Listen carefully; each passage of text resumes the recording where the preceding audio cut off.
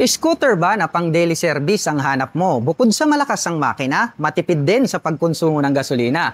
Ito po ay ang Microbike EXO 150 Fi. Silipin natin ngayong araw. Tara!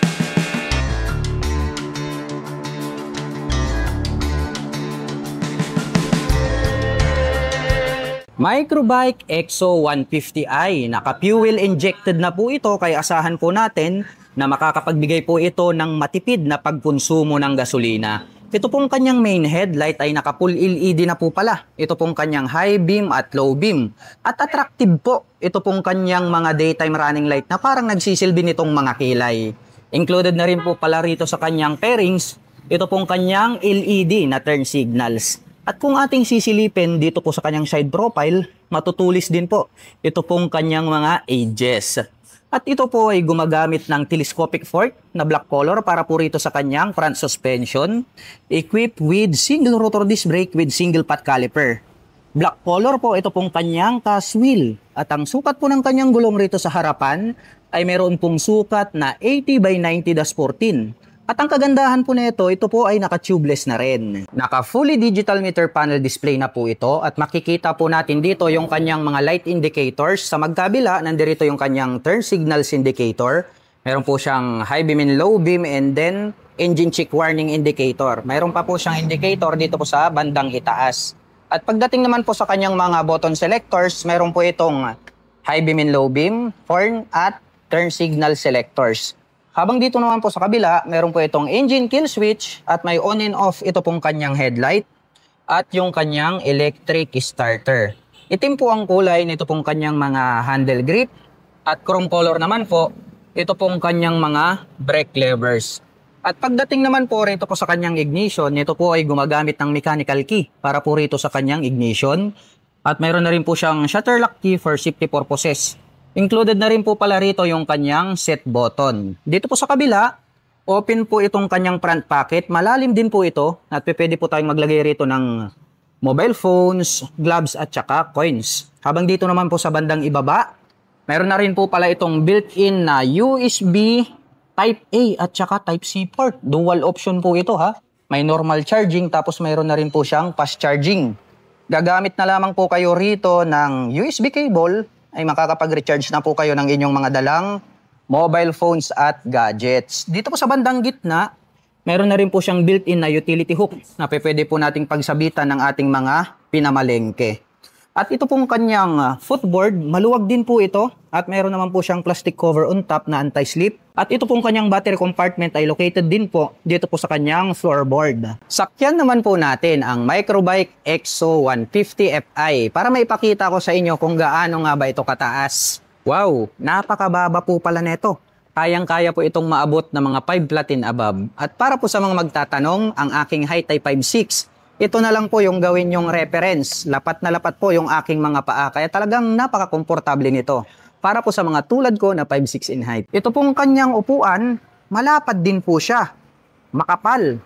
At malambot din, kaya komportableng sakyan. Yung pagkakatahi, matibay din po siya. Black color naman po ito pong kanyang seat cover. Habang ito pong kanya pong integrated na grab bar ay gray color naman po ito. Buksan naman po natin ito pong kanyang underseat compartment. Maluwag din po. Ito pong kanyang seat storage. Marami na rin po kayo ritong mailalagay ng mga personal na gamit.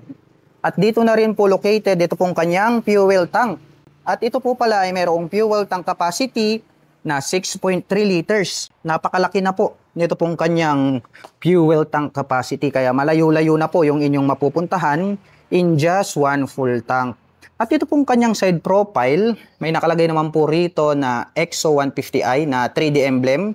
Chrome color po yan at may nakalagay naman po rito na Microbike. Ito naman pong kanyang pillion step para sa ating back rider ay diecast na rin po pala ito. Click lang po pala ito. Kaya napaka-easy gamitin.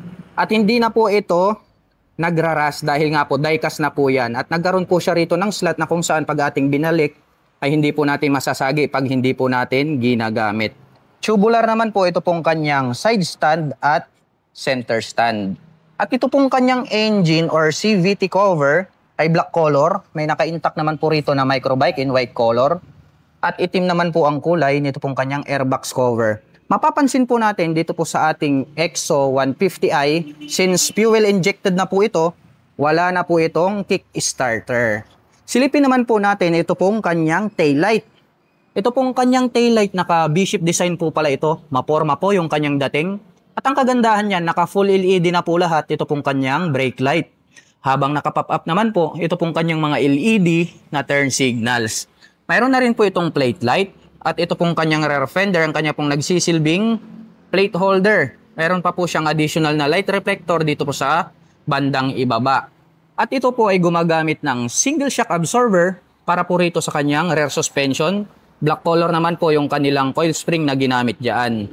At ang kanya pong preno dito sa likuran ay naka-drum brake po ito. At ito po ay naka-cast wheel. At ang sukat po ng kanyang gulong rito po sa likuran, ito po ay mayroong sukat na 90 by 90-14. At ito po ay naka-tubeless na. Dumako naman po tayo rito sa kabila. Mayroon na rin po pala itong integrated na mudguard para hindi po matalsikan ng dumi yung other body parts nitong ating scooter. At ito pong kanyang stock pipe, kapansin-pansin, no? Hawig na hawig po siya sa click, kaya maporma yung kanyang dating. Black color yung kanyang pipe, at itim din po yung kanyang head protection guard. Gray color po yung kanyang tip, at mayroon po itong single exhaust. At ito po ay gumagamit ng air-cooled para po rito sa kanyang cooling system. At pag-usapan naman po natin ang kanyang engine specifications. Ito po ay mayroong 149.6 cubic centimeter engine displacement. Naka single cylinder, single overhead cam, 4-stroke with 2 valve. At ito po ay nakakapag-provide ng maximum power na 8.5 kW at 7,500 RPM. Habang nakakapagbigay naman po ito ng maximum torque na 11.5 Nm at 6,500 RPM. At ang presyo po ng Microbike EXO 150i ay nagkakahalaga po ito ng 63,000 pesos. At kung gusto mo naman pong kumuha ng hulugan ay kailangan mo pong mag-down payment ng 8,000 pesos. At mayroon naman po itong monthly installment na 2,653 pesos sa loob ng 3 taon. At meron pa po itong rebate na 300 pesos kapag on time ka na nagbabayad.